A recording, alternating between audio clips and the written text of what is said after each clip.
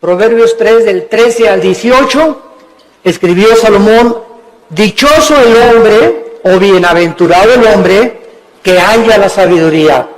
En otras palabras, hay que buscarla, porque para hallar tenemos que buscar.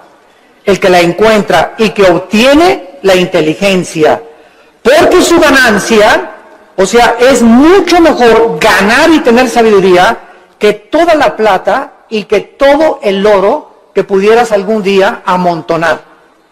Más preciosa es que las piedras preciosas, y todo lo que puedes desear no se puede comparar con la sabiduría.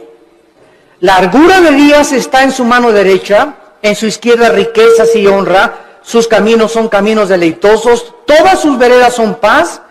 Ella es árbol de vida a los que de ella echan mano, y dichosos son los que la retienen. Siendo que la sabiduría es tan importante que el dinero, una vez yo le pregunté a Dios: oh Dios, ¿por qué dices que es más importante la sabiduría que el dinero? Porque la mayor parte de la gente diría: bueno, yo prefiero 1000 veces tener dinero que sabiduría. Y la respuesta la vamos a encontrar a través del desarrollo de esta conferencia, porque les voy a dar un adelanto. Si tú tienes dinero y no tienes sabiduría, el dinero que tienes lo vas a malgastar. Lo vas a usar en cosas y en vanidades ilusorias que se convierten en una maldición para tu vida. Escúchame muy bien. Personas que tienen dinero y no saben cómo usarlo, el dinero se convierte en una maldición para sus vidas.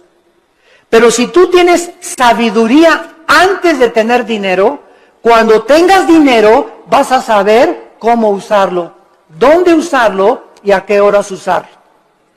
Entonces, cuando nosotros tenemos sabiduría, antes que tener una carrera, antes que tener dinero, antes que casarnos, comenzamos a tener la capacidad de saber usar lo que Dios nos ha dado.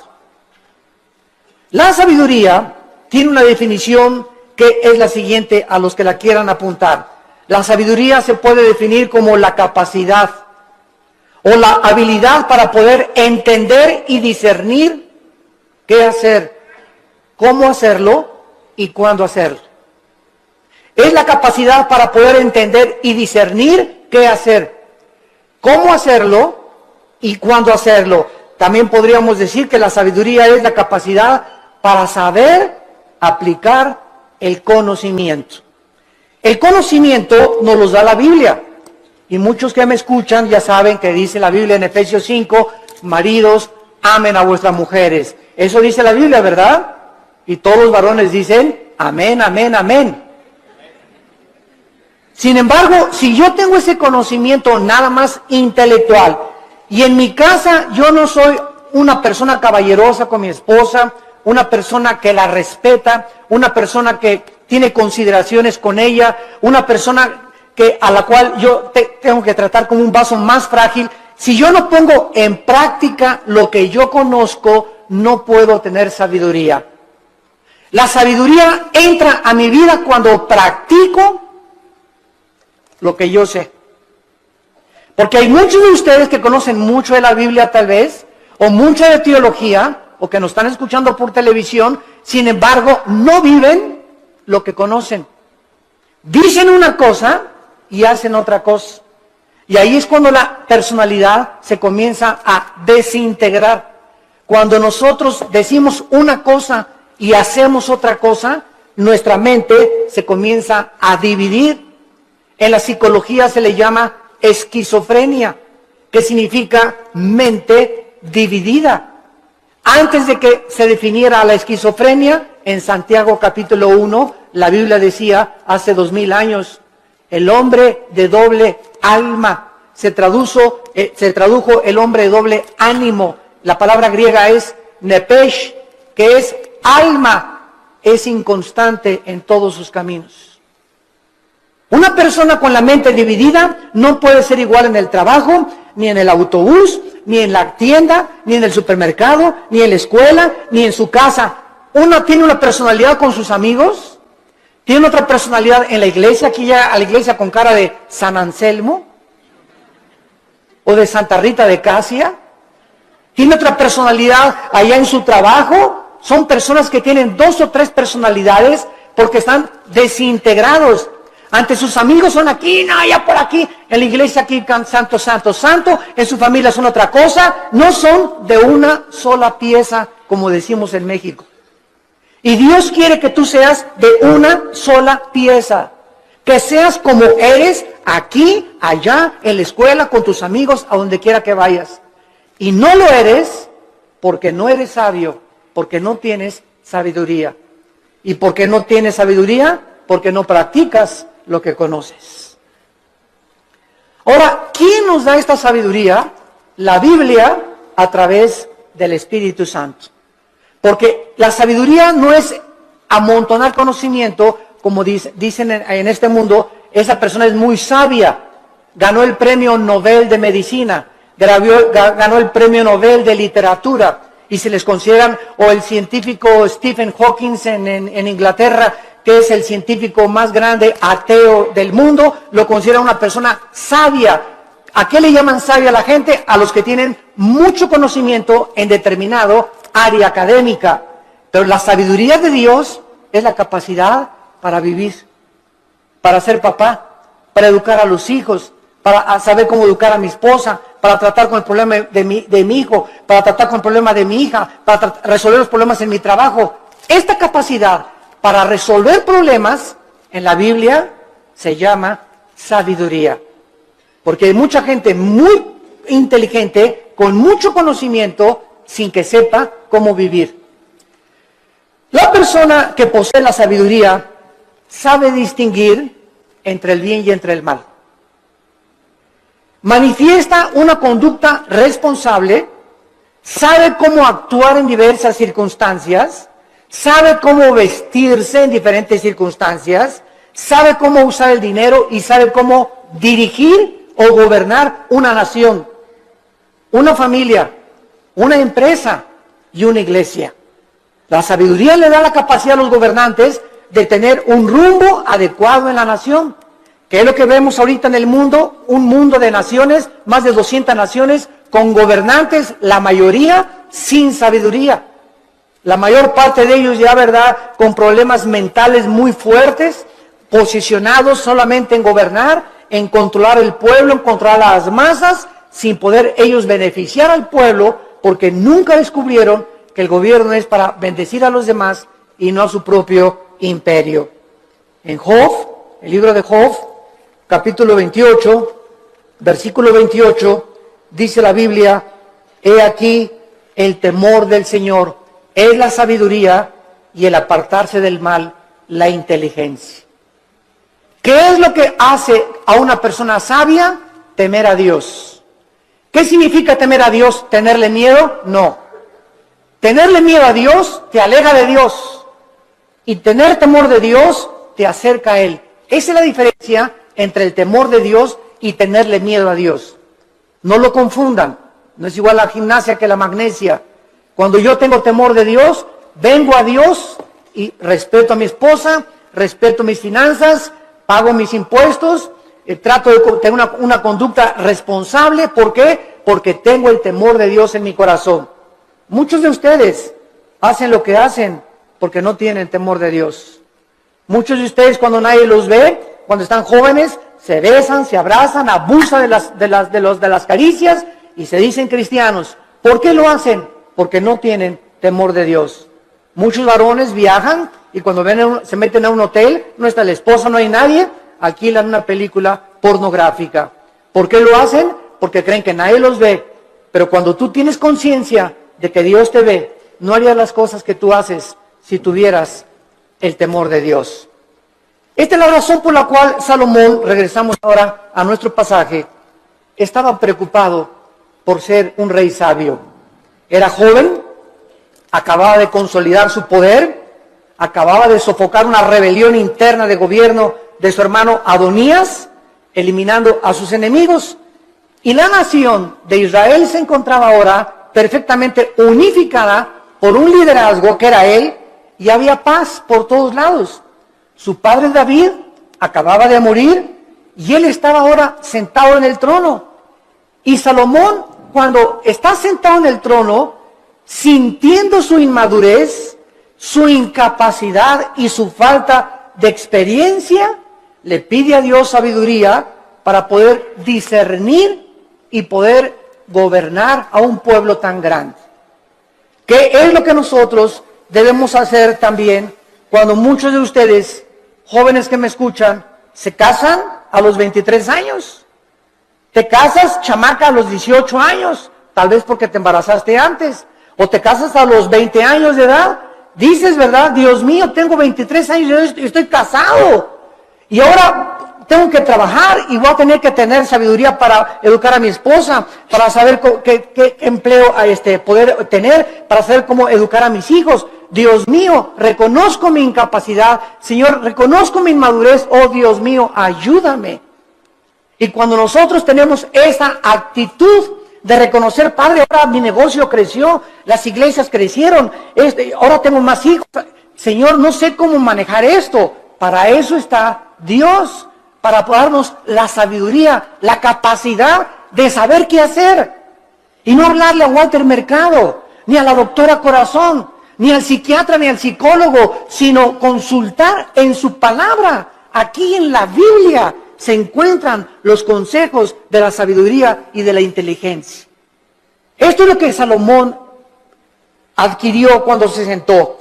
Y vamos ahora a darle lectura al primer capítulo del primer libro de los Reyes, capítulo 3. Y vamos a ver, en primer lugar, algunas cosas que nos comienzan a vislumbrar el corazón de Salomón antes de entrar en el tema principal de la conferencia. Veamos en primer lugar en el versículo 1 el compromiso político y diplomático que Salomón comenzó a ejercer. Salomón hizo parentesco con Faraón, rey de Egipto, pues tomó la hija de Faraón y la trajo a la ciudad de David. Entre tanto que acababa de edificar su casa y la casa de Jehová y los muros de Jerusalén alrededor. Salomón, entrando a su reinado, inmediatamente supo que necesitaba a Egipto, que necesitaba a Siria, que necesitaba a Jordania, que las naciones de alrededor eran importantes para poder tener una buena relación política y diplomática. No quería la guerra. Entonces, Salomón, en aquel tiempo, los países hacían alianzas dando a la hija del rey al hijo del otro rey o al rey mismo. Entonces, los matrimonios en tiempos de Salomón eran por compromiso político. No necesariamente Salomón se enamoró de la hija de Faraón, tal vez ni la conoció, sino simplemente al ser la hija de Faraón de Egipto y casarse con Salomón, rey de Israel, Egipto e Israel hacían una unidad, hacían un compromiso a través del matrimonio. Es lo que significa la palabra hebrea parentesco en el versículo 1. No veo que muchos tengan sus Biblias en esta mañana. Trajeron el Calimán. La palabra parentesco es la palabra chatán en el hebreo. Chatán, que significa compromiso a través de un matrimonio político.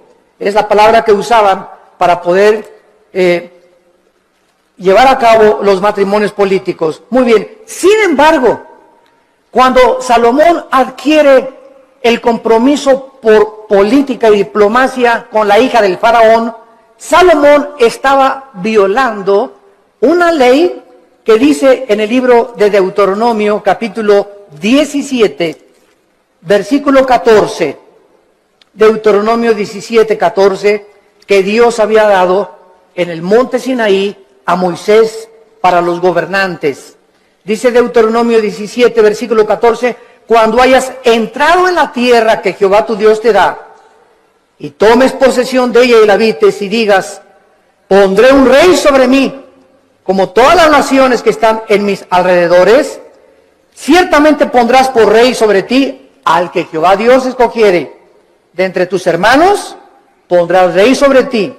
No pondrás hombre extranjero que no sea tu hermano, pero él no aumentará para sí caballos, ni hará volver al pueblo a Egipto, con el fin de aumentar caballos, porque Jehová los ha dicho, no se vuelvan nunca por este camino. Versículo 17, ni tomará para sí muchas mujeres.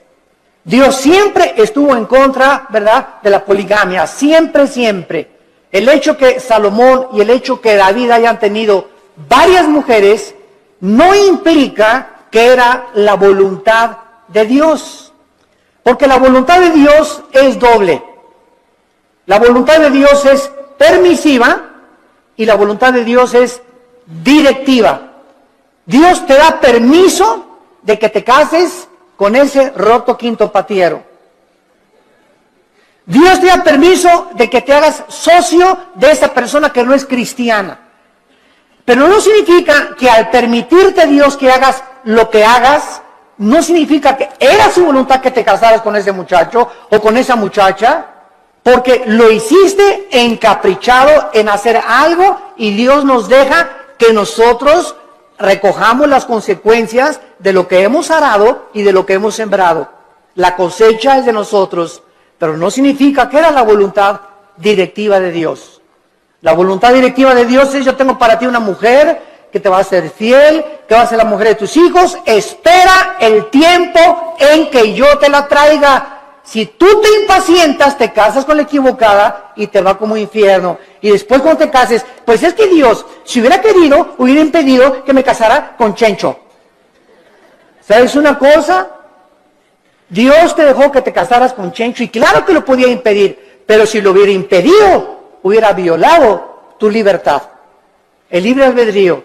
Y ya no seríamos, ¿verdad?, personas, agentes morales, seríamos robots y seríamos títeres de un Dios que Él hace lo que Él quiere.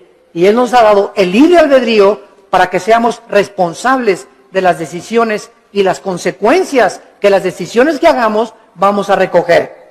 Vamos a ver después cómo acabó Salomón precisamente por estas decisiones equivocadas que llegó a hacer. En segundo lugar, dice el versículo 2 que hasta entonces, o sea, hasta el tiempo de Salomón, el pueblo sacrificaba en los lugares altos, donde regularmente los paganos hacían los sacrificios. Y Dios nunca quiso que Israel sacrificara en los lugares altos, pero hasta que Salomón acabó el templo y se ofrecieron sacrificios en el lugar donde Dios quiso que se ofrecieran, Dios permitió que se llevaran a cabo sacrificios en los lugares altos.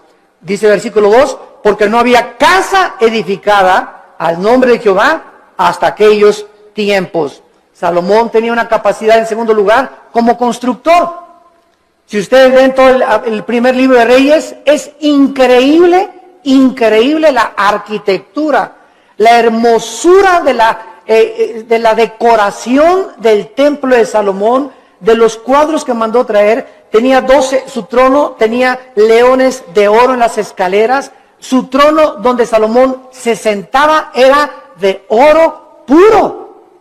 Nunca ha habido, nunca en la historia, ni Bill Gates, ni el señor Slim, ni los Kennedy, ni los Rothschild, ni ningún millonario ha tenido el dinero que ha tenido y las riquezas del rey Salomón.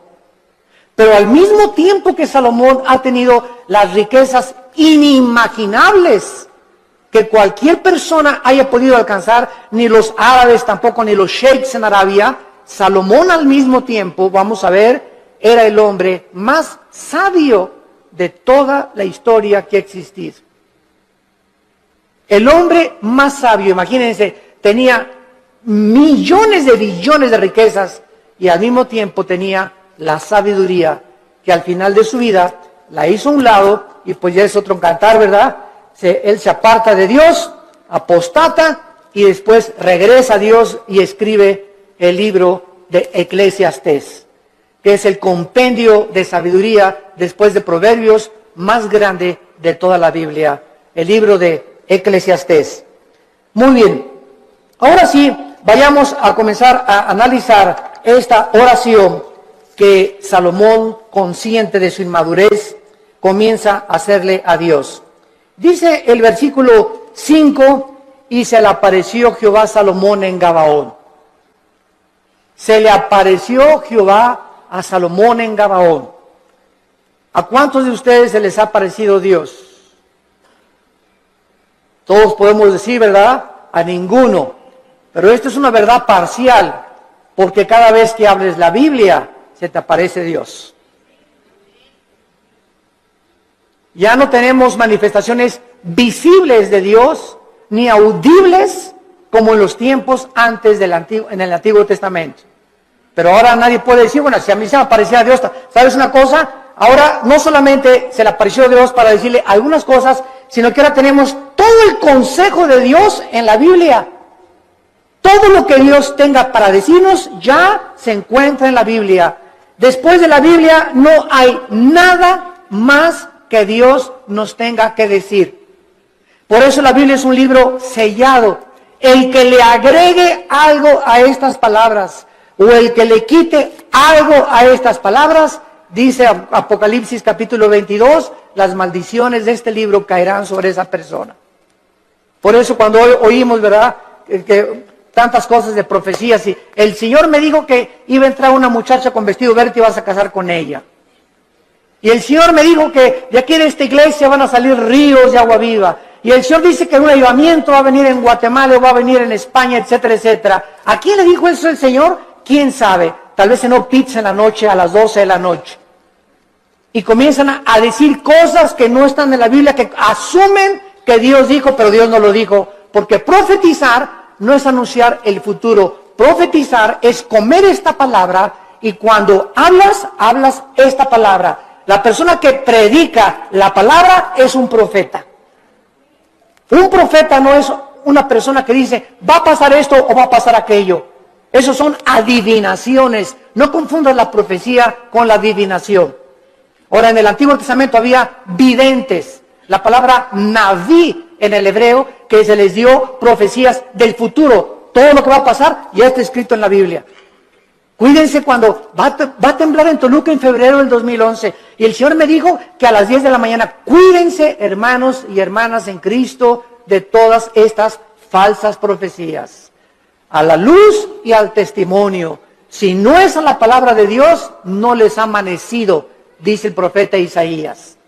Entonces Salomón tiene la aparición de Dios en sueños y le dice, Dios es Salomón. Escuchen esto, versículo 5. Pide lo que quieras que yo te dé. Ni Santa Claus, ¿verdad? Ni Aladín y la lámpara maravillosa, cuando el genio se aparecía y le decía a Aladín, no, pídeme lo que quieras. Aquí estamos ante el Dios creador de los cielos y de la tierra. ¿Y qué vemos en primer lugar? Una invitación de Dios que Él nos hace, no solamente a Salomón, sino también a nosotros en el Nuevo Testamento. Clama a mí y te responderé, dice Jeremías 33:3. Y te enseñaré cosas grandes y ocultas que tú no conoces.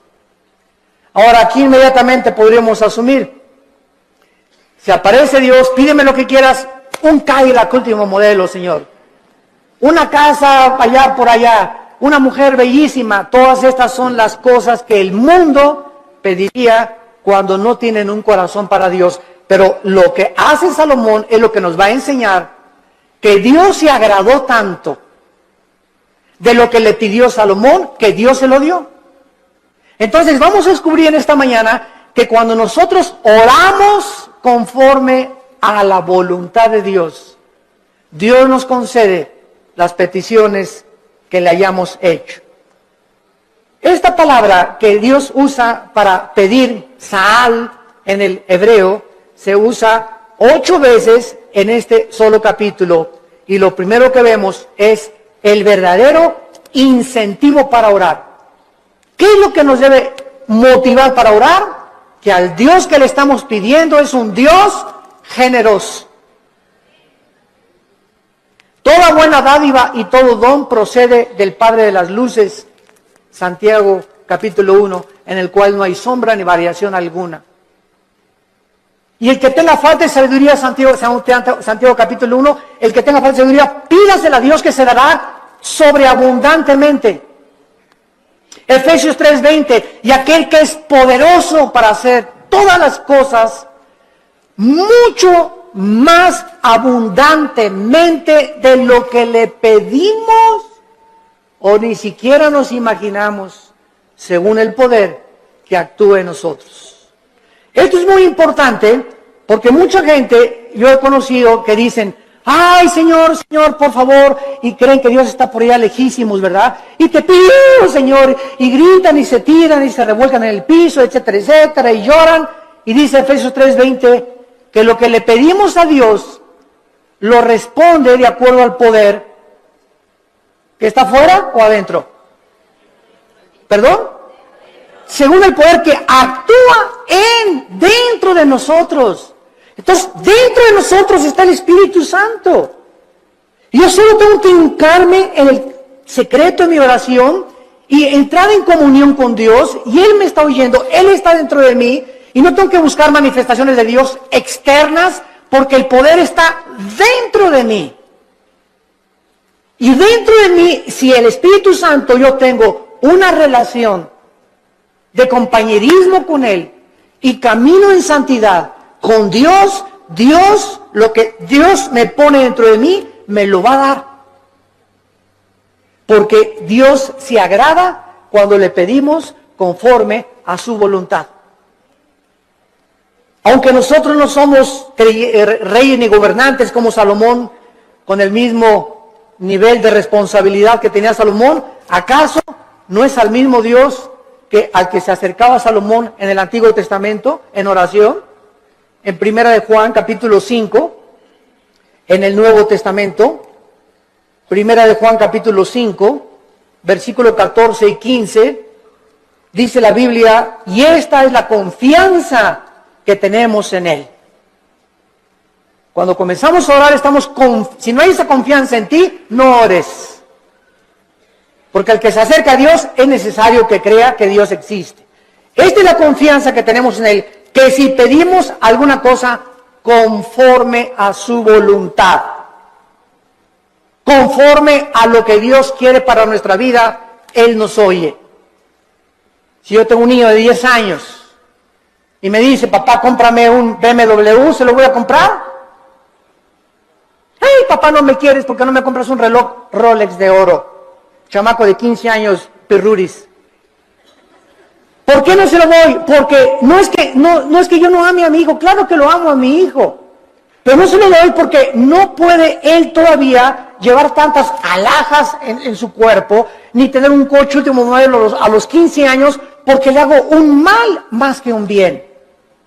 Ahora, si él comienza a conocer, si mi hijo tuviera la sabiduría a los 10 o 15 años de conocer que él no tiene la madurez para poder usar las cosas que él quisiera, no me pediría eso. Entonces me diría, papá, dame un reloj conforme a lo que tú crees que debo de usar.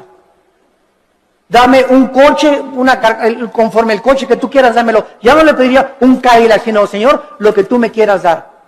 Entonces, es importante que nosotros sepamos cuál es la voluntad de Dios para nuestras vidas. ¿Y cómo la puedes saber? Leyendo la Biblia. ¿La lees diario? ¿La memorizas diario? Este año, si te pasara aquí al frente, a ver, pásala aquí, Pancholín.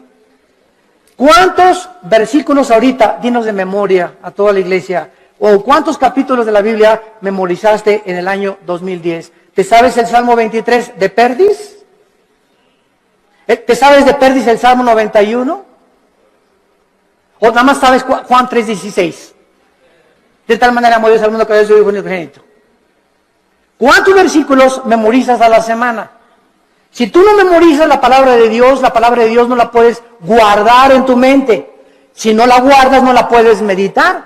No puedes pensar en ella, murmurarla, reflexionar en ella, ponderar en ella, porque necesitamos memorizarla, masticarla, asimilarla y guardarla en nuestro corazón. Y ahí se queda, y largura de días y años de vida y paz te aumentarán, y la sabiduría comenzará a manifestarse en tu vida.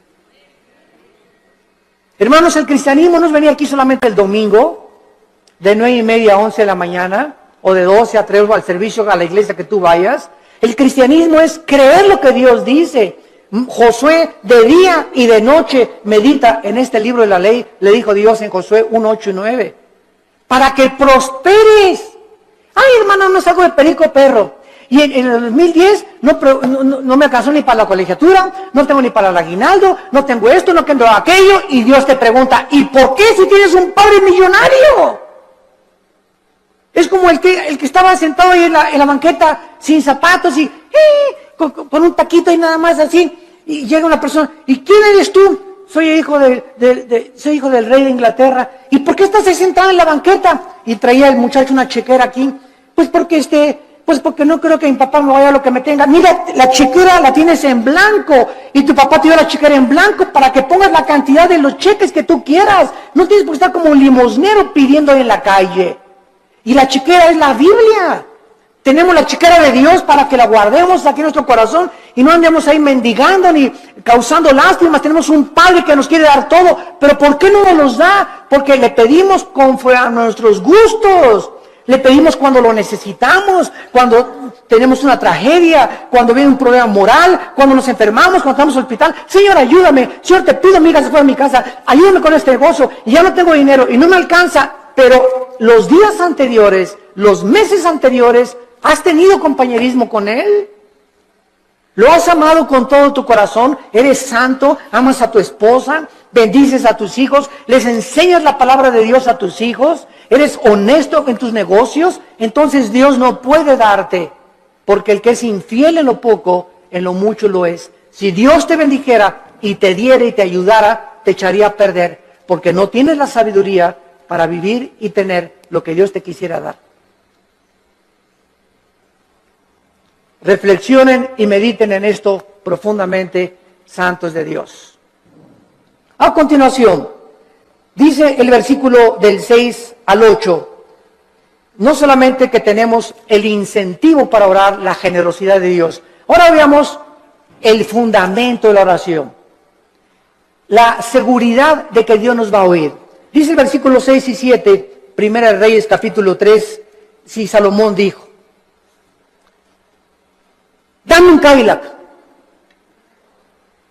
hazme millonario, dame $1 millón y le doy $500,000 de ofrenda a la iglesia. Es la oración de casi todos los cristianos. Bendíceme, Señor, si me das 5 millones de pesos, te prometo que le doy 3 millones de pesos a la iglesia. ¿Sabes una cosa? ¿Cuánto tienes ahorita en el bolsillo? Pues ahí tengo como unos 5,000 pesos. Primero sé fiel con los 5,000 pesos antes que me pidas 5 millones de pesos. Y si no has sido fiel con lo poquito que te he dado, tampoco lo vas a hacer cuando yo te lo dé. A mí no me ves la cara, dice el Señor. Dios no puede ser burlado. Entonces tenemos que entender eso, ¿verdad? Vean ustedes ahora, cuando Dios le dice a Salomón, pídeme lo que quieras, ¿por qué Dios le concedió a Salomón lo que le concedió? Salomón le contestó, en primer lugar, tú hiciste gran misericordia a tu siervo David, mi padre. En primer lugar, recuerda, antes que nada, antes de pedirle, recuerda lo que él había hecho con su padre anteriormente. Dice a continuación, porque él anduvo delante de ti en verdad, en justicia y con rectitud de corazón para contigo. En segundo lugar, recuerda que su padre recibió de Dios lo que recibió porque David anduvo en integridad. ¿Qué es integridad? Hacer lo que nosotros decimos. Vivir lo que nosotros predicamos. Si tú predicas una cosa y vives otra cosa, no eres una persona integral, íntegro. Te estás desmoronando, te estás desintegrando, tu mente se está dividiendo y se puede dividir en 2 partes, en 3 partes, hasta en 4 partes. Y después los psicólogos entran y dicen desórdenes múltiples de la personalidad humana. Personas que tienen hasta 5 personalidades y que se consideran como psicópatas, que ya tienen que ser internados en un hospital para enfermos mentales, que nunca su problema fue el problema mental, su problema fue que nunca resolvieron sus pecados pasados. No quisieron oír la voz de Dios en sus corazones. En tercer lugar, dice David, y tú le has reservado esta tu gran misericordia en que le diste hijo que se sentase en su trono como sea en este día. Salomón, antes de pedirle nada a Dios, recuerda que el hecho de que él esté sentado donde él está sentado como rey, no es porque él lo mereciera. Era inmaduro, no había hecho nada para Dios, estaba construyendo apenas el templo, sino que Salomón dice, yo estoy como estoy y yo estoy como rey de Israel porque tú hiciste un pacto con mi papá. Y por la misericordia que le tuviste a mi papá, yo estoy sentado aquí. Yo no merezco estar sentado aquí. Lo estoy por causa de la misericordia que tú tuviste para con mi padre. Y esto es algo muy importante porque muchos de ustedes están donde están por las oraciones de tu mamá, por las oraciones de tu padre, tal vez las oraciones de tu abuelo que tú no llegaste a conocer, pero Dios nos ha prometido, la generación de los justos será bendita. La generación de los justos será bendita y sus hijos heredarán la tierra. Salmo 112, 1 y 2. ¿Qué significa esto? Que aunque tengamos nosotros todavía hijos que vemos que no vienen al camino, yo conozco muchos grandes hombres de Dios, muchos misioneros que murieron y sus hijos no eran cristianos y se salvaron después de que se murieron los papás. Pero Dios cumplió su palabra. Entonces, el hecho que muramos y no alcancemos a ver a muchos de nosotros, a todos nuestros hijos salvos, no implica que Dios no va a cumplir su palabra. Dios va a cumplir su palabra. Y nuestros hijos son benditos. Y aunque ahorita pertenezcan muchos al diablo, Dios los va a arrebatar de sus garras. ¿Y sabes por qué? Por la misericordia que Él tiene con nosotros, sus padres, que caminamos con Él. Pero si tú no eres un padre que caminas con Dios, si tú no eres un padre fiel con Dios, si tú no caminas en santidad, estas promesas no pueden tener cumplimiento. La misericordia de Dios es sobre los que le temen y sobre de ellos hará conocer sus pactos. Y vemos enseguida cuando le dice Dios, cuando le dice Salomón en el versículo 6, finalmente, tú le has reservado esta misericordia en la que le diste, hijo, que se sentase en su trono, como sucede en este día. Vemos la fidelidad de Dios de una forma maravillosa. Y dice la Biblia en el versículo 7, ahora pues, Jehová Dios mío, o sea, habiendo reconocido Salomón la misericordia que Dios tuvo para con su padre, y el hecho que él esté donde está, que lo hacía indigno, tú me has puesto a mí, tu siervo, por rey en lugar de a mi padre, y yo soy joven, y no sé cómo entrar ni salir, y tu siervo está en medio de tu pueblo, al cual tú escogiste, un pueblo grande que no se puede contar, ni tampoco enumerar. Salomón finalmente comienza a orar, porque al recordar la misericordia con su padre, sabe que lo que Dios dice lo cumple. ¿Qué hace que nosotros oremos? La fidelidad de Dios. Dice en Efesios 3:20, y aquel que es poderoso para hacer las cosas mucho más abundantemente.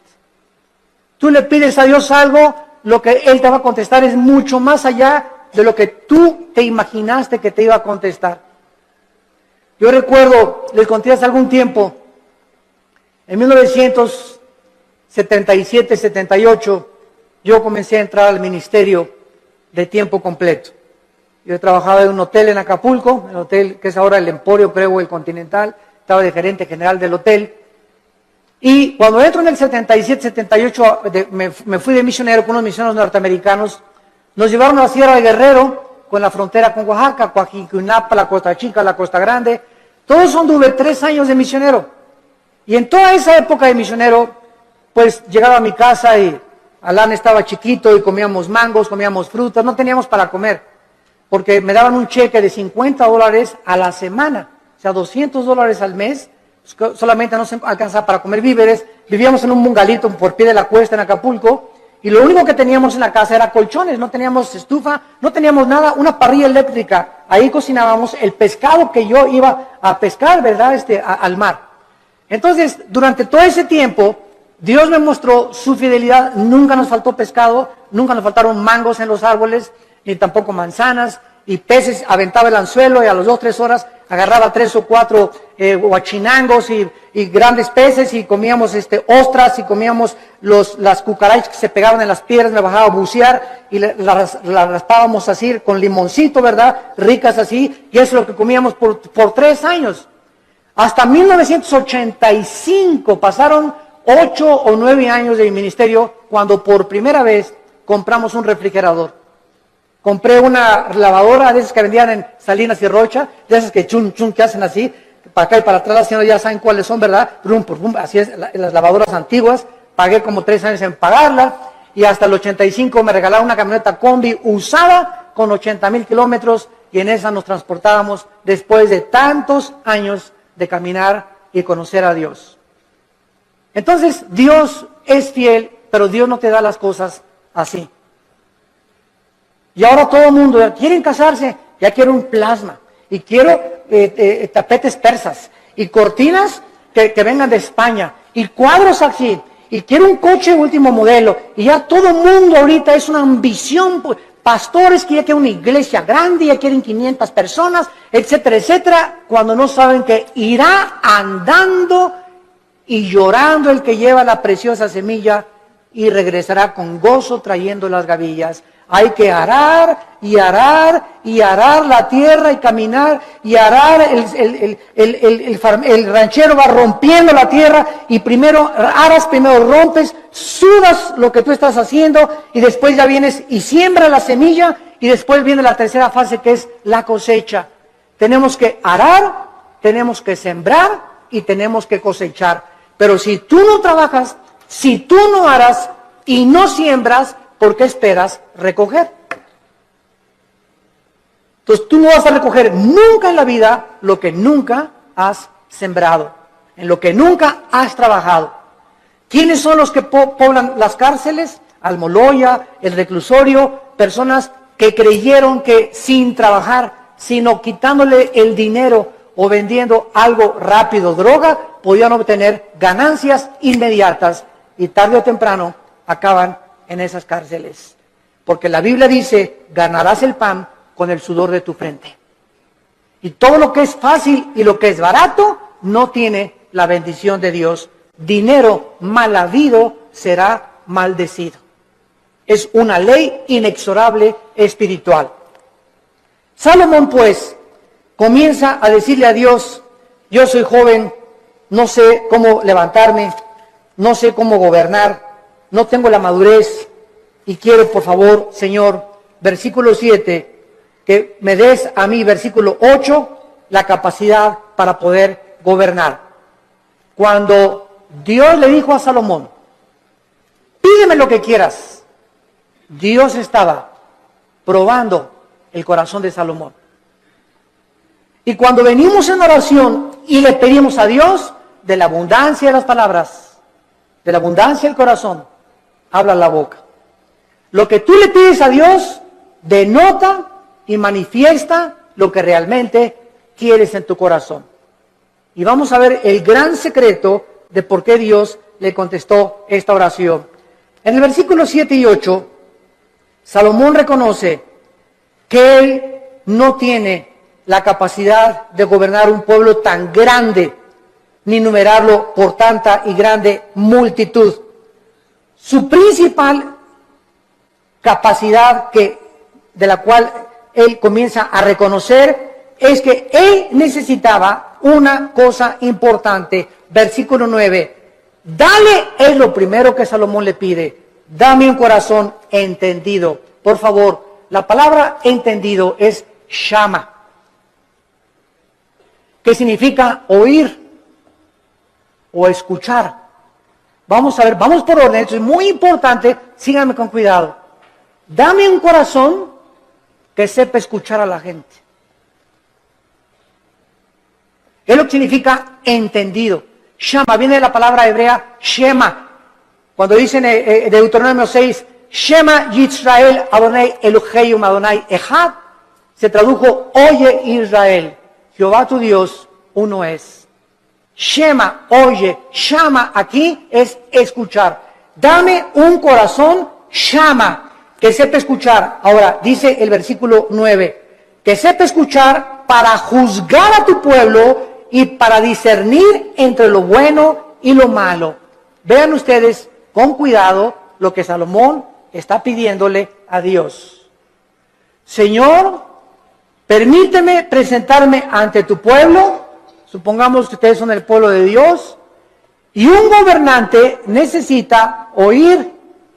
Un pastor necesita, para dar consejería, oír. Pero cuando nosotros oímos, y muchas veces lo que los gobernantes oyen del pueblo, no siempre es la verdad, ¿correcto? Porque ve una señora, y mi esposo esto y el otro, y bla, bla, bla, bla, y bla, bla, bla, bla, y el pastor o el cristiano que oye a la esposa y asume que la esposa tiene razón, sin haber oído la otra parte al esposo, es una persona sin inteligencia ni tampoco discernimiento. Entonces, no creas todo lo que la gente te dice. Y ya supiste que fulano y tal, bla, bla, bla, bla, bla, bla, bla, bla. Y ya supiste que fulanita la vio la noche, y bla, bla, bla, bla, bla. Y ya viste lo que se dijo ese pastor, que bla, bla, bla, bla, bla. Ten mucho cuidado cuando tú oigas y asumas que lo que te están diciendo es verdad. Entonces, ¿qué necesitamos para saber si lo que nos están diciendo es verdad o no es verdad? Necesitamos discernimiento. Y el discernimiento es una capacidad que el Espíritu Santo da para poder distinguir entre el bien y entre el mal, entre la mentira y la falsedad, entre lo que es real y lo que no es real. Y esta capacidad no la da ningún libro, ninguna escuela, ningún seminario, la da Dios. A los que han aprendido antes escucharlo a Él. Cuando tú vienes a la Biblia, ¿a quién estás oyendo? A Dios. Y tu contacto con la Biblia es diario, la lees y la memorizas y la guardas y la lees en la mañana y antes de acostarte y estás en contacto con la Biblia. Entonces, al estar oyendo a Dios, automáticamente el Espíritu Santo, la palabra de Dios la convierte en discernimiento.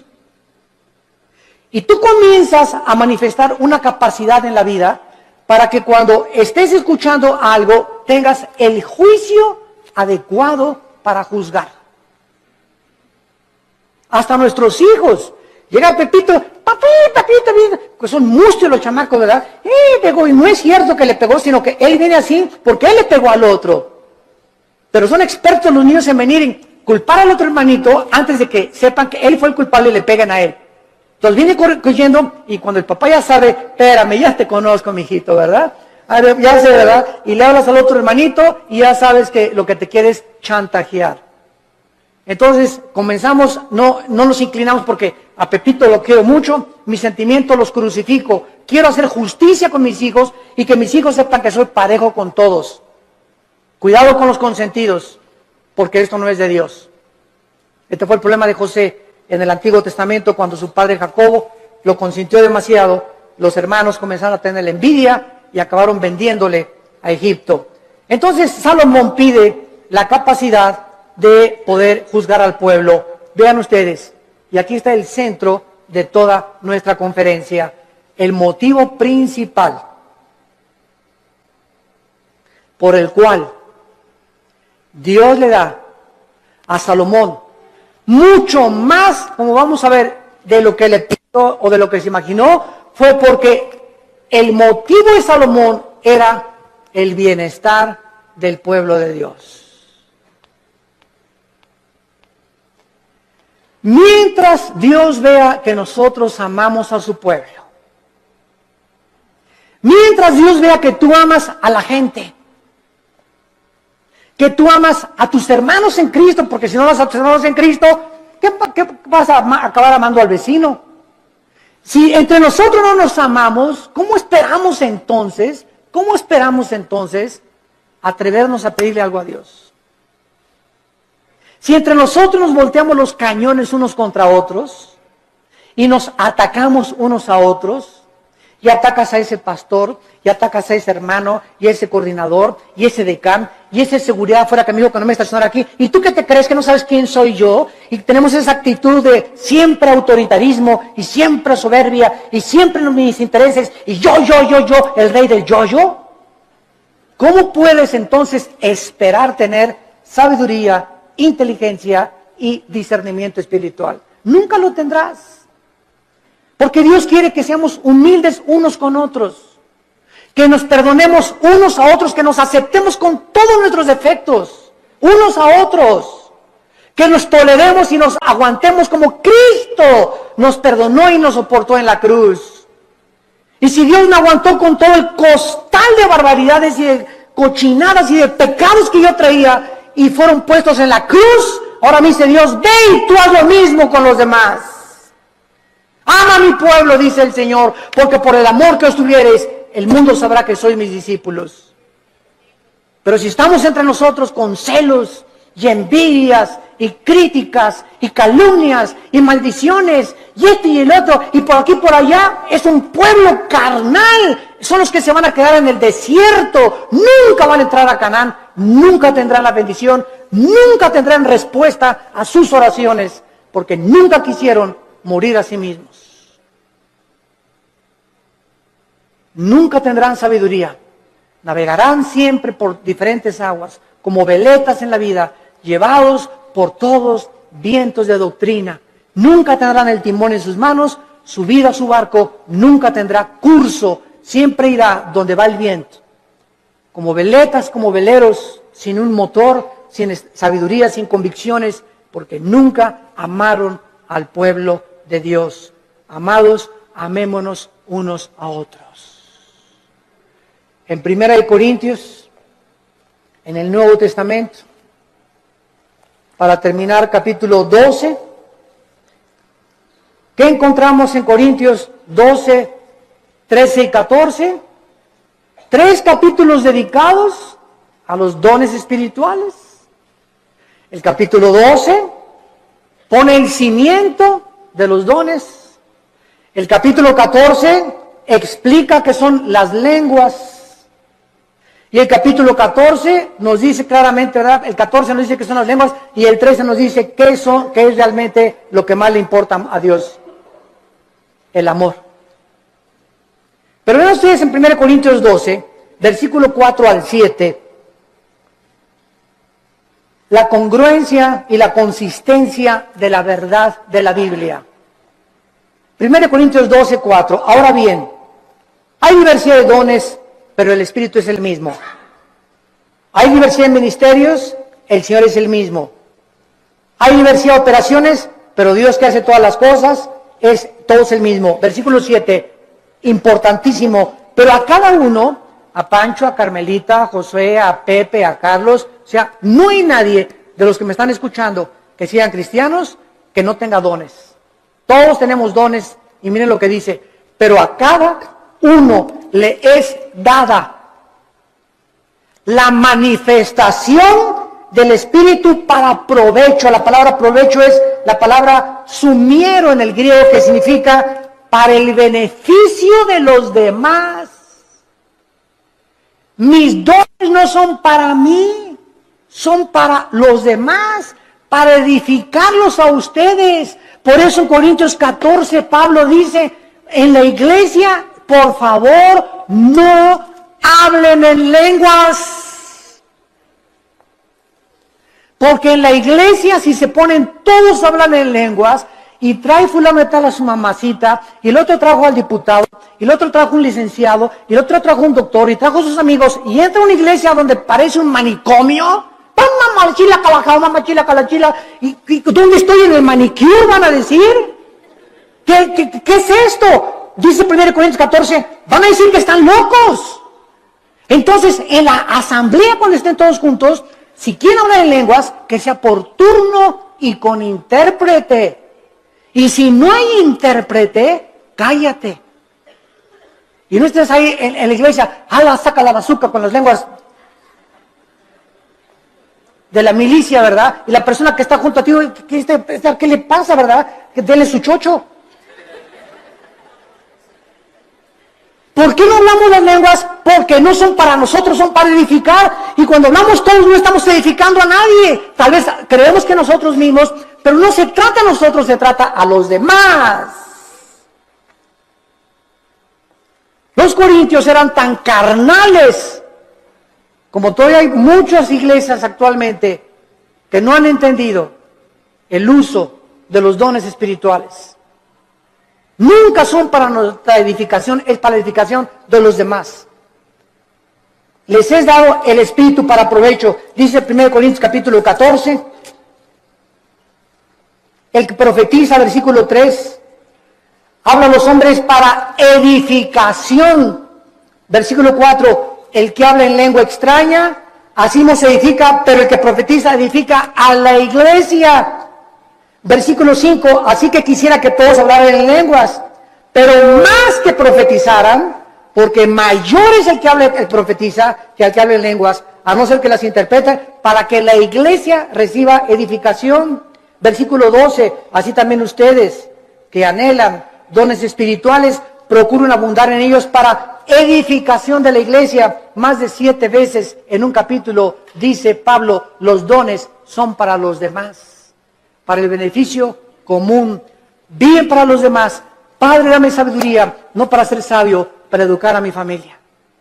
Padre, dame sabiduría para ser pastor y ser un pastor que sepa aconsejar para poder bendecir a tu pueblo.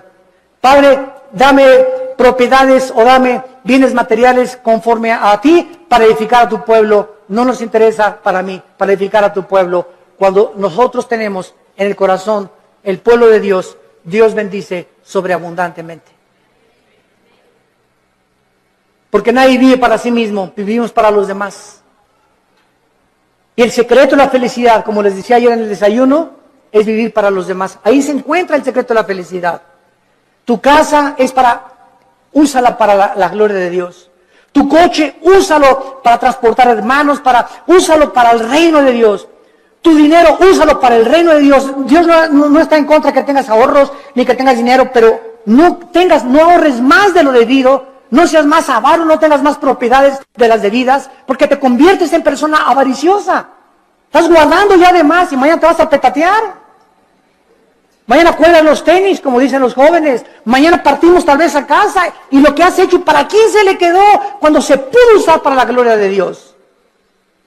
Cuando tenemos ya esa visión, Dios nos comienza a derramar abundantemente todas aquellas cosas que Él anhela, porque Él busca instrumentos a través de los cuales Él pueda canalizar su gracia y sus bendiciones para los demás. Abraham, desde el principio de la Biblia, Abraham, te voy a bendecir para que tú seas bendición a las naciones. Todo lo que Dios nos da no es para echarle aquí y aquí y aquí. Dios me da para darlo.